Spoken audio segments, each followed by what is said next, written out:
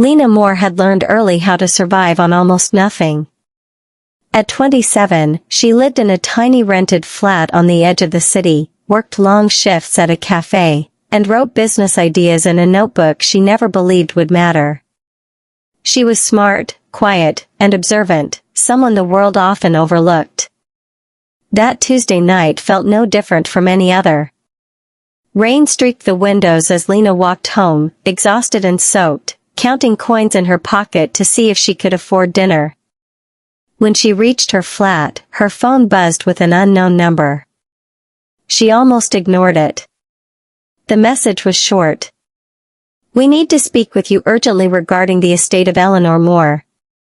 Lena froze. Eleanor Moore was a name she hadn't heard in years, her estranged grandmother, a woman her mother rarely spoke of, a woman rumored to be incredibly wealthy and impossibly cold. Her hands trembled as she called back.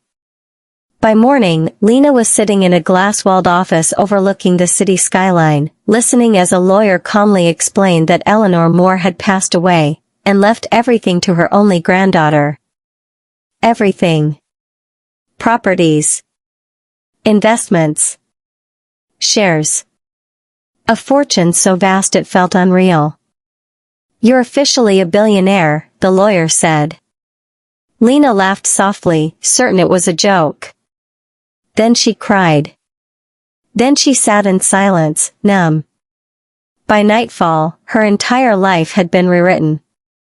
But wealth, she would soon learn, changed more than bank balances. It changed how people looked at her.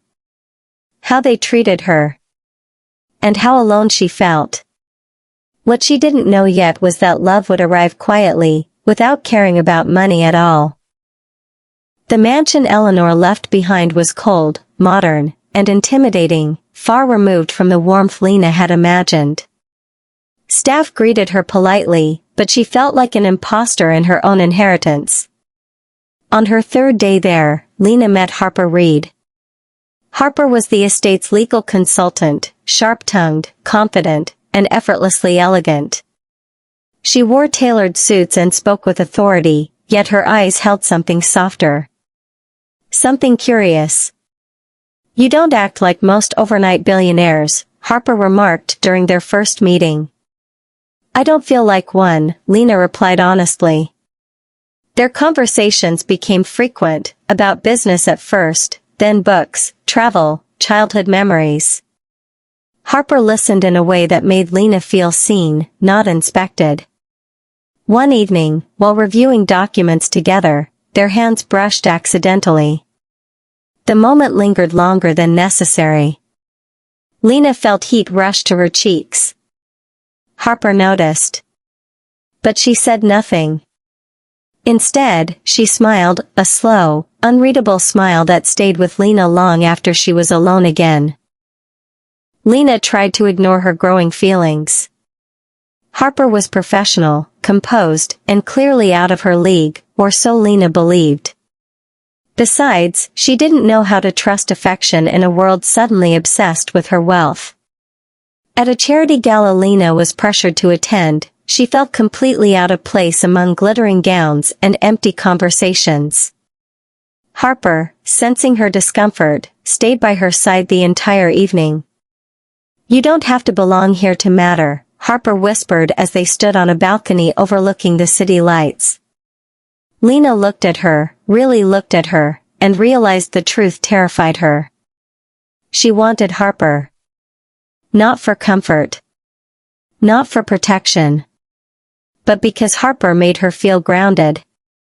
Their first kiss happened unexpectedly, under the soft hum of the city, brief but electric. Harper pulled away first. "This is complicated," she said quietly. "So is my life," Lena replied. Neither walked away. As Lena's public image grew, so did the scrutiny. Every friendship was questioned. Every smile analyzed. When rumors began circulating about her and Harper, the pressure became unbearable. Harper tried to distance herself, afraid Lena would regret choosing love over reputation. "I don't want to be another person who wants something from you," Harper confessed one night. "But you're the only one who wants me," Lena replied.